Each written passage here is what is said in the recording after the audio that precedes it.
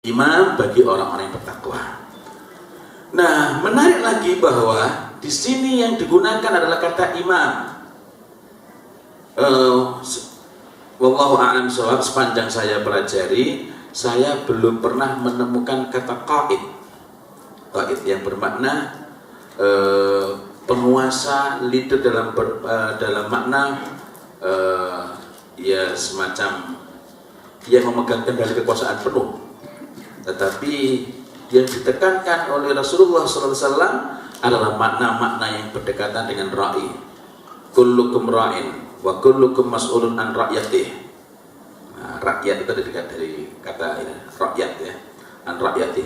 Setiap kamu adalah pemimpin, dan setiap pemimpin akan dimintai pertanggungjawaban atas apa yang dipimpinnya. Lah, kalau misalnya kita sendirian, kita memimpin diri kita sendiri. Nah, ra'i itu apa? Maknanya, pokoknya sebenarnya adalah gembala. Gembala.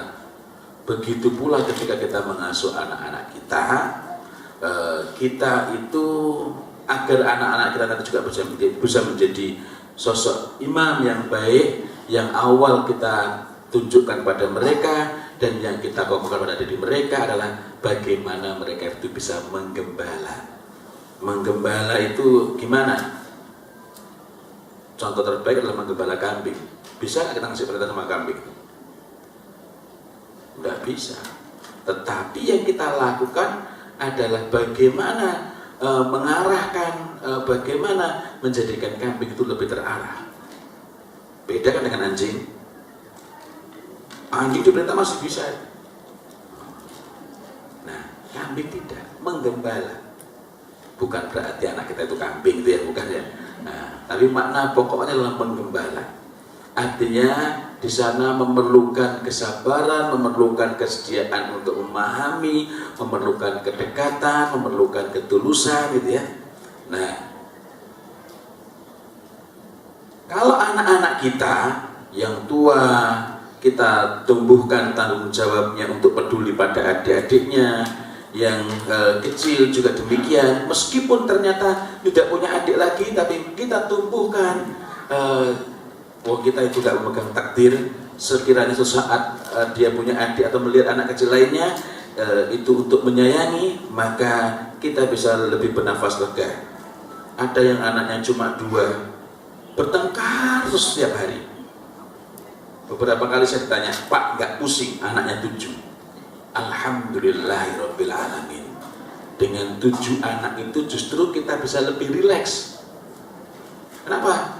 Adiknya nangis bisa dihandle oleh kakaknya. Nah, tapi apakah berarti kalau begitu ya wis, ya anak 7 aja. Kalau gitu anaknya 7 aja.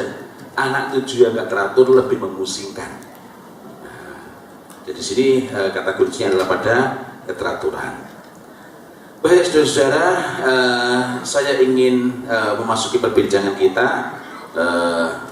Mudah-mudahan yang pendek ini bermanfaat. Yang pertama, kalau hanya sekedar ingin memperoleh kiat-kiat, tips, cara-cara yang praktis atau teknik untuk mendidik anak, maka tidak perlu ikut kegiatan-kegiatan semacam ini rumit-rumit. Cukup tanya sama Syekh Google. Itu banyak itu ya. Banyak lewat HP aja, sekali duduk itu sudah sangat banyak tips yang diberikan oleh Syekh Google. Tapi pertanyaannya adalah, kenapa makin banyak belajar kok makin error? Makin banyak belajar kok tambah gak karuan? Karena sesungguhnya kita itu hanya membaca, kita itu hanya nyari informasi, tidak betul-betul memahaminya. Karena itu, apa yang kita perbincangkan hari ini, agar tidak terlalu jauh jaraknya dari praktek, ya kita pikirkan, kita bincangkan, kita obrolkan dengan orang tua yang mereka sudah betul-betul memiliki pengalaman dalam mengasuh anak-anaknya. Berbicara dengan orang tua yang sudah terbukti nyata bisa mendidik anaknya dengan baik, ini memberi manfaat yang sangat berharga untuk melihat kesalahan saya di mana. Saya memberikan beberapa panduan, tetapi ketika saya menyampaikan, tentu saja sangat banyak hal yang dilompati. bukan bermaksud untuk melompat-lompat, tetapi tentu saja nggak memungkinkan bagi saya untuk menceritakan secara sangat rinci, sangat detail, gitu ya. Nah, karena yang saya sampaikan adalah prinsip-prinsip pokoknya, kunci-kuncinya, hal-hal pentingnya di dalam mengasuh anak-anak itu. Karena itu, agar apa yang kita bincangkan ini lebih mudah dipraktekkan, ini saling dibicarakan, saling didiskusikan, sehingga ketika kita itu melaksanakan, kok saya dulu mencoba nggak bisa ya, atau kemarin saya coba pada anak saya kok sulit ya.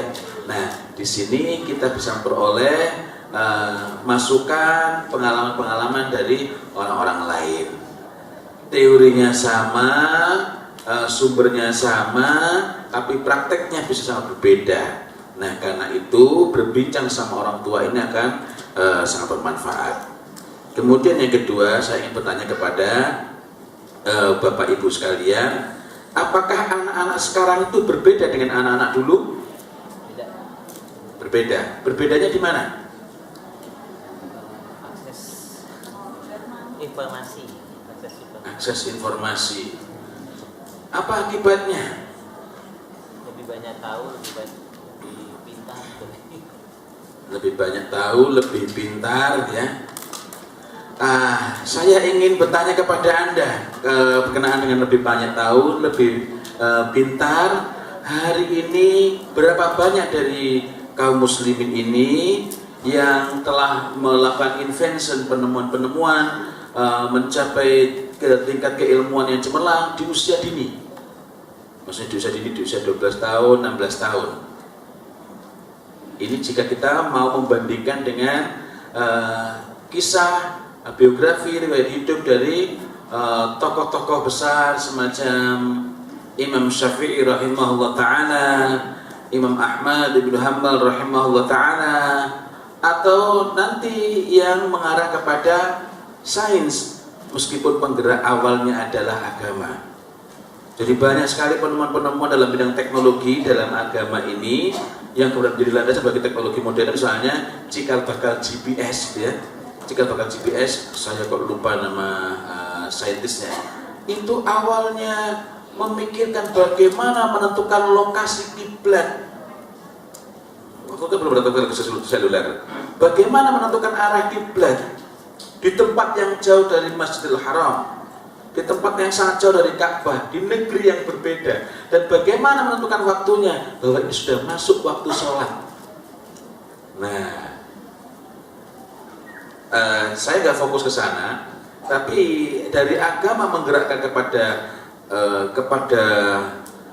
apa namanya, riset, kepada pemikiran dan cara-cara yang berbeda dari nol, kan? Sekarang kan sudah ada cikal bakalnya, gitu ya.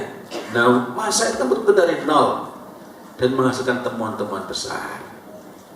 Artinya capaian pengetahuan pada saat itu, masya Allah. Belum lagi kalau kita menghitung produktivitas. Saya ini termasuk orang yang sangat jauh dari produktif jika diukur dengan para ulama. Wabil khusus di masa dulu, Imam At-Tabari selama 40 tahun terakhir hidupnya, belum lagi termasuk masa-masa sebelumnya, menghasilkan 550.000 halaman kitab. Dan satu halaman bukan satu baris, ya. Artinya 550.000 halaman kitab. Pulpennya bukan kayak pulpen saya yang bisa nulis sampai tanpa putus hingga tintanya habis, tetapi pulpennya dicelup pakai tulis, celup pakai tulis, celup pakai tulis. Dan untuk menulis ayat-ayat Al-Quran atau hadis, betul-betul memang dirangkai satu huruf demi satu huruf dengan tangannya. Sekarang kan mudah, hadisnya tinggal cek aja, sudah ada softwarenya kan, Sahih Bukhari, copy paste. Quran juga begitu. Allah Subhanahu wa ta'ala berfirman dalam surat An-Nisa ayat 9, itu bukan terus ketik satu persatu, tinggal masuk ke software Al-Quran. Nah, itu aja masih banyak yang salah. Maaf, itu kalau nggak salah Quran apa hadis ya? Itu aja masih banyak yang salah, gitu ya. Nah, artinya beliau itu menulis betul-betul ingatannya dalam kepala. Hari ini kan kita banyak yang hafalannya di luar kepala. Maksudnya hafalan di luar kepala adalah kalau internetnya mati bingung dia. Kenapa? Karena yang mengingat adalah Syekh Google itu kan. Jadi bedanya di mana? Matur nuwun, terima kasih.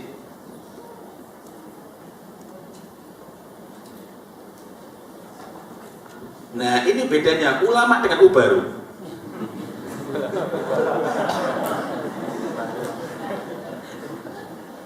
Masya Allah. Jadi bedanya di mana? Atau bener nggak anak-anak zaman sekarang berbeda dengan anak dulu? Sama. Kenapa sama? Dari lahir udah kosong, apa yang kita isi di dalam. Kalau kata Rasulullah, kullu mauludin yuladu 'alal fitrah fa abawahu yuhawwidanihi aw yunassiranihi aw yumajjisanihi. Kalau begitu anak kita sama, mau lahir di Singapura mau di Singaparna sama. Anak-anak kita sama semua. Fa'abawahu, maka tergantung pada kedua orang tuanya. Di lingkungan yang sangat buruk maupun di lingkungan yang sangat kondusif. Karena ada kalanya orang tua mengatakan, wah Pak, lingkungan sekarang berbeda. Sama. Nah, tapi ada pertanyaan, loh Pak, tapi sekarang memang beda loh Pak. Anak sekarang itu sulit diomongin. Nah, pertanyaan saya, sudah berapa anak yang Anda jumpai? Soalnya saya menemukan anak-anak yang tetap kritis bisa orang tua secara hormat. Loh, apa yang membedakan? Hidup di zaman yang sama, di tempat yang sama, sekolahnya pun sama, tapi anaknya kok sangat berbeda. Kata Rasulullah Shallallahu Alaihi Wasallam tadi, fa'abawahu, maka tergantung kedua orang tuanya. Yuhawwidanihi, menjadikannya dia sebagai Yahudi, au yunassiranihi, menjadikan dia sebagai Nasrani, au yumajjisanihi, atau menjadikan dia sebagai Majusi. Nah, Islam ada sebut. Artinya apa? Kalau kita mendidik anak itu betul-betul al-fitrah, sesuai dengan fitrahnya, maka mereka akan menjadi seorang muslim yang baik. Nah, pertanyaannya, apakah yang kita lakukan ini sudah mendekati yang diinginkan oleh agama kita ini, oleh Islam ini? Nah, pertanyaan kedua, tantangan mendidik anak di zaman kita ini berbeda nggak dengan zaman dulu? Berbeda. Bedanya di mana?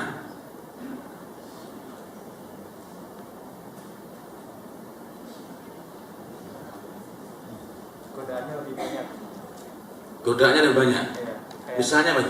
televisi, internet, hiburan yang lain. Televisi, internet, dan yang lain-lain. Nah, kenapa itu menggoda?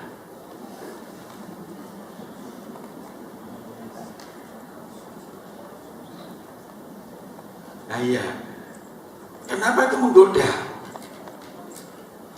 Pisau itu berbahaya nggak? Baik, atau bermanfaat nggak? Sangat bermanfaat.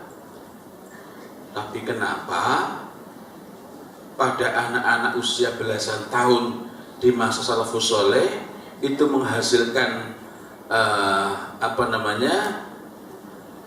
kecakapan, kemudian tanggung jawab, kemudian sikap kesatria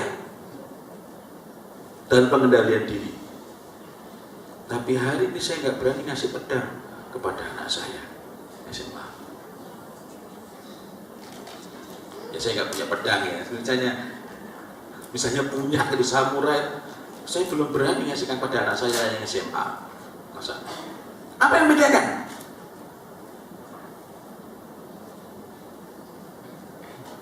Pornografi zaman dulu ada nggak? Ada, malah 3 dimensi loh. dua dimensi, ya enggak? Dulu pornografi itu bentuknya orang mandi di sungai. Yang pernah tinggal di kampung-kampung itu. Tapi pertanyaannya, kenapa mereka yang terjaga lewat sungai ada yang kemudian buang air di sungai langsung lewat begini? Kenapa? Yang membedakan bukanlah apa yang dilihat, tapi yang membedakan adalah ma bi anfusihim, apa-apa yang ada pada jiwa mereka. Nah, kadang ada yang aneh pada kita ini. Anak-anak mengklik internet atau mengklik gambar atau film, nggak boleh nak, itu film dewasa. Kalau film dewasa artinya hanya anak-anak yang berdosa, kalau orang dewasa tidak. Padahal justru anak-anak nggak berdosa, kita yang berdosa lo lihat. Kalau itu ada konten-konten yang porno, umur berapapun kita, walaupun 80 tahun, itu ya, sudah 90 tahun dia tetap berdosa. Nah, maka yang harus kita kokohkan adalah kaidah-kaidah dasar agama ini pada anak-anak kita. Di samping screening dari kita, penjagaan dari kita, pengawasan dari kita, apakah anak-anak itu menjalankan agama ini. Di antaranya menundukkan pandangan. Menundukkan pandangan itu bukan hanya ketika ketemu orang lain. Kadang-kadang ada yang aneh kita ini. Orang-orang yang aktif di pengajian-pengajian itu, kalau ketemu yang berjilbab besar, itu nunduk gini, menundukkan kepala, ya. Yang ini menundukkan pandangan, ya. Maksud saya yang saya bahas bukanlah soal ini. Tapi ketika ketemu, misalnya teman SMA-nya yang bahkan pakai Yukensi, itu malah nggak menunduk. Padahal justru dengan yang kedua ini lebih perlu menunduk. Nah, di sini anak sudah melihat kita ini double standar ganda. Nah, ketika kita pun standar ganda, anak-anak pun standar ganda. Berangkat pengajian pakai kerudung, keluar dari masjid dilepas sudah. Siapa yang mengajari? Kita sendiri. Bapak ibunya, fa'abawahu, maka tergantung kedua orang tuanya. Apakah menjadi Yahudi, Nasrani, Majusi, atau orang munafik. Nah, yang sering saya ingatkan itu, enggak, itu bukan film dewasa, itu film rusak.